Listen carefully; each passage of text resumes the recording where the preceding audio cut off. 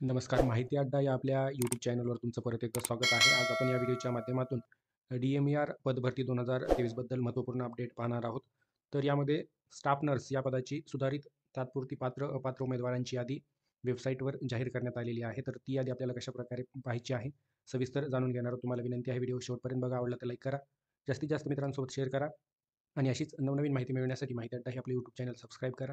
सोबतच बेल आयकॉनला प्रेस करा, म्हणजे इथून पुढे येणाऱ्या व्हिडिओचे नोटिफिकेशन सर्वात आधी तुम्हाला मिळतील. त्या ठिकाणी तुम्हाला व्हिडिओच्या डिस्क्रिप्शनला लिंक देण्यात आलेली आहे वेबसाईटची. या वेबसाईटवर आल्यानंतर तुम्ही या ठिकाणी पाहू शकता अधिपरिचारिका पदाची सुधारित तात्पुरती अपात्र उमेदवारांची यादी. या ठिकाणी आजच 4 जानेवारी 2024ला प्रसिद्ध करण्यात आलेली आहे. रीड मोर याच्यावरती क्लिक केल्यानंतर ती यादी आपल्यासमोर अशा प्रकारे येणार आहे, तुम्ही पाहू शकता.